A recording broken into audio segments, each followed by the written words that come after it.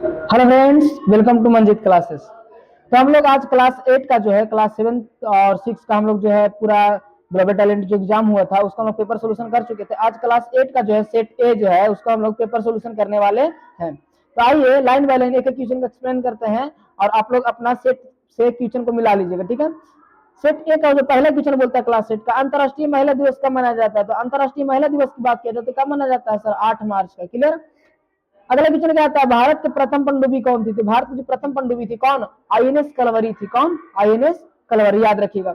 अगला क्वेश्चन क्या है कि मुगल दरबार में आने वाला प्रथम अंग्रेज कौन था। तो जो मुगल दरबार में आने वाला प्रथम अंग्रेज था विलियम हॉकिंस। कौन, विलियम हॉकिंस था। अगला क्वेश्चन बोलता है विश्व का सबसे ऊंचा पर्वत शिखर माउंट एवरेस्ट, जिसको हम लोग हिमालय के नाम जानते हैं, उसकी ऊंचाई कितनी है, लगभग कितना, 8,848 मीटर हो जाता है। क्लियर। अगला क्वेश्चन है विश्व का प्रथम विश्वविद्यालय का नाम क्या था। तो याद रखिएगा जो विश्व का प्रथम विश्वविद्यालय था कौन, तक्षशिला विश्वविद्यालय हो जाता है। पूछा नालंदा विश्वविद्यालय कहाँ है, तो अपना बिहार में। अब विक्रमशिला भी अपना बिहार में। अगला क्वेश्चन क्या कहता है, निम्न में से कौन जो त्रिभुज, निम्न में त्रिभुजों की संख्या बताइए। यहाँ पर दिया हुआ है त्रिभुज संख्या। देखिए इस तरह का जब भी त्रिभुज आपके पास आए तो ट्रिक याद रखिएगा, काउंटिंग कीजिए टोटल कितना है, 1 2 3 तीन। यहाँ पर आप सबको ऐड कर दिए, 3 2 5 अब 6, इसमें टोटल नंबर ऑफ त्रिभुज कितना हो जाएगा, आंसर इज द करेक्ट सी, 6 हो जाता है। अगला नंबर क्वेश्चन क्या कहता है, अगला नंबर क्वेश्चन बोलता है हमको कि 2 4 8 16 32, इसके नेक्स्ट नंबर क्या होगा, 2 4 8 16 32। इसके बाद क्या हो जाएगा, देखिए प्रत्येक में 2 2 का मल्टीपल है, 2 को 2 की 4 4 दूनी 8 8 दूनी 16 16 दूनी 32 32 दूनी क्या हो जाएगा 64। इसका correct answer option number B हो जाता है। अगला नंबर क्वेश्चन क्या कहता है,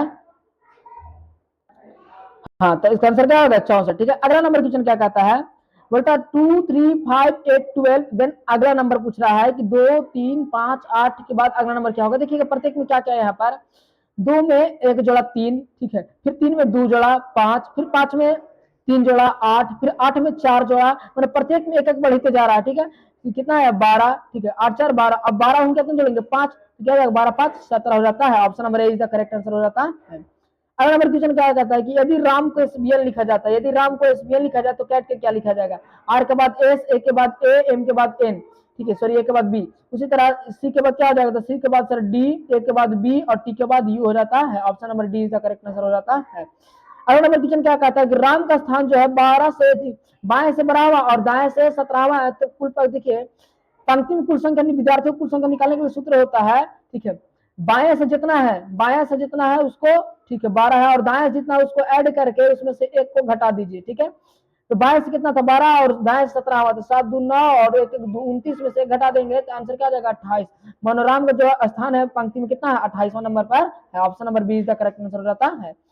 अगला नंबर क्वेश्चन क्या कहता है कि यदि 2 प्लस 3 इज इक्वल टू 13 और 3 प्लस 4 इज इक्वल टू 25, तो 4 प्लस 5 इज इक्वल टू कितना हो जाएगा। वेरी सिंपल क्वेश्चन है, ये कुछ नहीं किया है। देखिए यहाँ पर ऐड नहीं बल्कि क्या करना है हमको, मल्टीप्लाई करना। 3 दूनी की 6 और प्रत्येक में 2 गुना कर देना, 3 दूनी 6, इन लोग गुना करके उनमें 2 गुना कर देना है, तो क्या हो जाएगा 12 और उसमें 1 कर देना है। उसी प्रोसेस से करना है, 4 3 12 और 12 में कितना गुना करेंगे 2 और प्लस कर देंगे 1।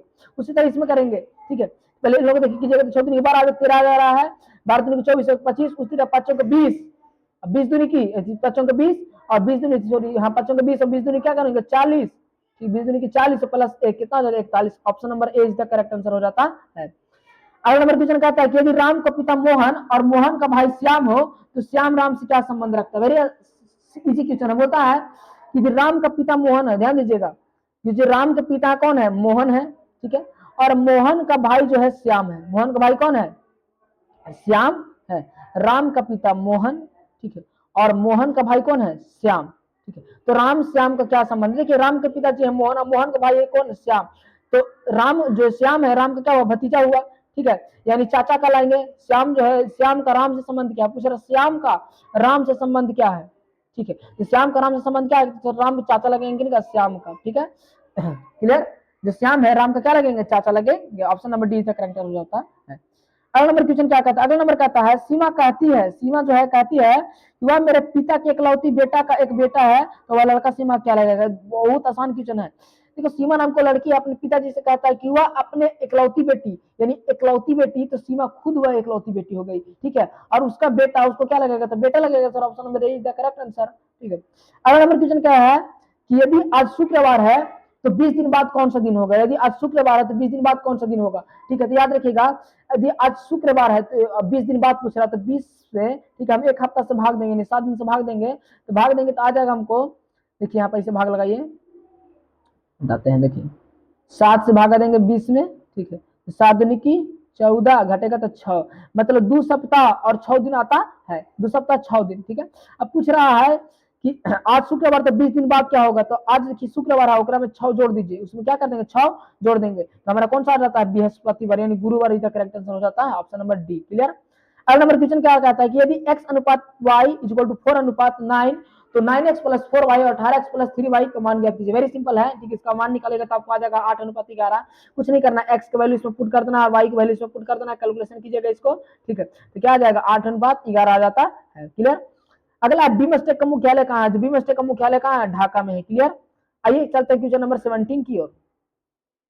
क्वेश्चन नंबर 17 कहता है कि 38वां राष्ट्रीय खेल 2024 की मेजबानी किसने किया था, तो याद रखिएगा 38वां खेल 2024 का जो मेजबानी करने वाला था कौन सा राज्य था, सर उत्तराखंड। कौन, उत्तराखंड हो जाता है। क्लियर, कौन, उत्तराखंड। अगला नंबर क्वेश्चन क्या कहता है, मिस वर्ल्ड 2025 का किताब किसने जीता था, कौन जीते थे, तो क्रिस्टीना पिस्कोवा जो है उन्होंने मिस वर्ल्ड 2025 को किताब जीते थे। अगला है वर्तमान में आरबीआई के गवर्नर जनरल कौन है, तो वर्तमान में जो आरबीआई के गवर्नर जनरल है कौन, संजय मल्होत्रा जी हो जाते हैं। अगला नंबर क्वेश्चन क्या कहता है, बोलता है कि वर्तमान समय में बिहार का शिक्षा मंत्री कौन है, वर्तमान समय में बिहार का शिक्षा मंत्री कौन है, तो धर्मेंद्र प्रधान इसका करेक्ट आंसर हो जाता है। अगला है इतिहास शब्द किस भाषा से लिया गया है, तो इतिहास शब्द है किस भाषा से लिया गया है, तो सर संस्कृत भाषा से लिया गया है। अगला है ईस्ट इंडिया कंपनी का व्यापार की अनुमति किसने दिया था, किस मुगल शासक ने ईस्ट इंडिया कंपनी के व्यापार की अनुमति दी थी, किसने, जहांगीर, जो कि कौन था, अकबर का बेटा था। क्लियर। अगला नंबर क्वेश्चन क्या कहता है कि प्लासी युद्ध जो कि रॉबर्ट क्लाइव और सॉरी 1757 प्लासी का युद्ध हुआ था, कहाँ, 1757 में, कहा, प्लासी में हुआ था। ठीक है, तो बोलता है प्लासी के युद्ध में अंग्रेजों का नेतृत्व कौन किया था, तो कौन, Robert Clive is the correct answer होता है, option number C is the right answer हो जाता है। क्लियर। अगला नंबर क्वेश्चन क्या कहता है, डायरेनी ऑफ बंगाल कब होता है, डायरेनी ऑफ बंगाल हुआ था 1770 में, option number A is the right answer. किसान के मुख्य रूप से किस पर निर्भर रहता है, किसान सभी को जानते हैं किस पर, कृषि पर हो जाता है। अगला है संथाल विद्रोह किस वर्ष हुआ था, संथाल विद्रोह 1855 में हुआ था, राइट। अगला क्वेश्चन क्या होता है, भारत में पहला कपड़ा मिल कहाँ स्थापित हुआ था, भारत में पहला कपड़ा मिल जो है कोलकाता में स्थापित हुआ था, कहाँ है, कोलकाता में।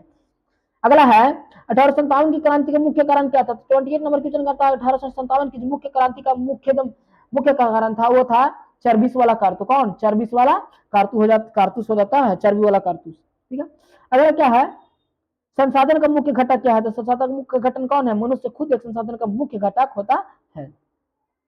रबी फसल का उदाहरण क्या है, गेहूं, वैसा फसल जो शीत ऋतु में उगाया जाता है उसको क्या कहते हैं, रबी फसल कहते हैं। अगला जमशेदपुर स्थित है, जमशेदपुर कहाँ स्थित है, तो सर जमशेदपुर झारखंड में स्थित हो जाता है, कहाँ, झारखंड में। अगला सबसे लंबी नदी कौन सी जो एशिया में बहती है, वह नदी जो सबसे लंबी और एशिया में बहती है उसको यांगची नदी कहते हैं, कौन है, यांगची नदी है। अगला है एशिया के दक्षिण में कौन सा महासागर है, कौन, सभी बच्चे जानता है हिंद महासागर हो जाता है, सबसे बड़ा महासागर प्रशांत महासागर। क्लियर। अगला नंबर क्वेश्चन क्या कहता है, सबसे पुराना परिवहन साधन कौन है, सबसे पुराना परिवहन साधन है, इसका करेक्ट आंसर हो जाता है जल परिवहन। क्लियर। अगला बोलता है भारत में किस मौसम में रबी फसल उगाया जाता है, तो भारत में किस मौसम में रबी फसल उगाया जाता है, याद रखिएगा भारत में किस फसल में, किस समय में, किस मौसम में, तो शीत ऋतु में जो है रबी फसल उगाया जाता है। क्लियर। अगला है खनिज किस प्रकार का संसाधन है, तो खनिज एक अनवीकरणीय संसाधन हो जाता है। अगला किस देश की, किसी देश की अर्थव्यवस्था के कितने प्रमुख क्षेत्र होते हैं, 3 हो जाते हैं, प्राथमिक द्वितीयक तृतीयक क्षेत्र हो जाते हैं 3। अगला नंबर क्वेश्चन है भारत में हरित क्रांति के जनक कौन थे, तो कौन, एम एस स्वामीनाथन जी हो जाते हैं, जो भारत में हरित क्रांति के जनक माने जाते हैं। अगला है भारतीय संविधान को किसने बनाया, तो भारतीय संविधान किसने बनाया था, संविधान सभा ने भारतीय संविधान को बनाया था। अगला नंबर क्वेश्चन क्या कहता है, समानता का अधिकार किस अनुच्छेद में वर्णित है, जो समानता का अधिकार की बात करें तो किस अनुच्छेद में, तो अनुच्छेद 14 में जो है समानता का अधिकार का वर्णन किया गया है। अगला है दाब बराबर क्या होता है, दाब बराबर होता है बल बटा क्षेत्रफल, दाब बराबर क्या होता है, बल डिवाइडेड बाय क्षेत्रफल, P equal to F upon A हो जाता है। क्लियर। अगला नंबर क्वेश्चन क्या आता है, बल का मात्रा क्या होता है, तो न्यूटन हो जाता है। अगला है घर्षण किस दिशा में कार्य करती है, तो घर्षण जो है गति के विरुद्ध, जो मान लीजिए कोई वस्तु धर के जा रहा है तो घर्षण उसके विरुद्ध काम करता है। ठीक है, क्या ऑप्शन नंबर बी हो जाता है।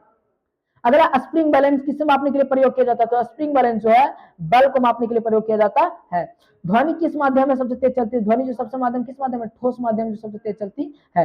विद्युत अपघटन किस प्रक्रिया का है? किस प्रकार का प्रक्रिया है? कौन है? रासायनिक प्रक्रिया हो जाता है। अगला है हाइड्रा में प्रजनन की किस विधि कौन सी विधि पाया जाता है? तो कौन? हम लोग मुकुलन जिसको बडिंग बोलते हैं, इसका एक नाम है अंकुरन। ठीक है। अगला है टीबी किसके द्वारा फैलता है? तो सर टीबी बैक्टीरिया द्वारा फैलता है।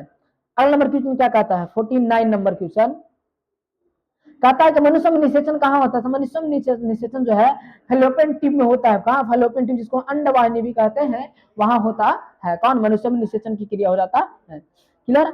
अगला क्वेश्चन क्या कहता है कि निम्नलिखित में कौन सा सूक्ष्म जीव जीवित और निर्जीव दोनों दशाओं में पाया जाता है? निम्न कौन सा सूक्ष्म जीव है जीवित और निर्जीव दोनों दशाओं में पाया जाता है? कौन? तो सर एक वायरस नामक वायरस जो है ऐसा सूक्ष्म जीव है जो जीवित और निर्जीवित दोनों दशाओं में पाया जाता है। क्लियर। तो आई होप 50 क्वेश्चन तक आप लोग को, ठीक है, एक एक का आंसर पता चला गया होगा। ठीक है। और जिनको कुछ डाउट होगा कि हमारा नंबर है आगे पीछे हुआ है, तो आप लोग मिला लीजिएगा। ठीक है। अगर इससे रिलेटेड किसी तरह की कोई दिक्कत हो तो कमेंट बॉक्स में बोल दीजिएगा, हाँ सर हमको इस क्वेश्चन समझ में नहीं आया, उसको फिर से हम एक्सप्लेन कर देंगे। क्योंकि देखिए लंबा क्लास हो जाने के कारण हम लोग ज्यादा और इसमें थोड़ा स्पेस कम होता है, जिसके कारण हम लोग पूरा एक्सप्लेन नहीं दे पा रहे हैं। ठीक है।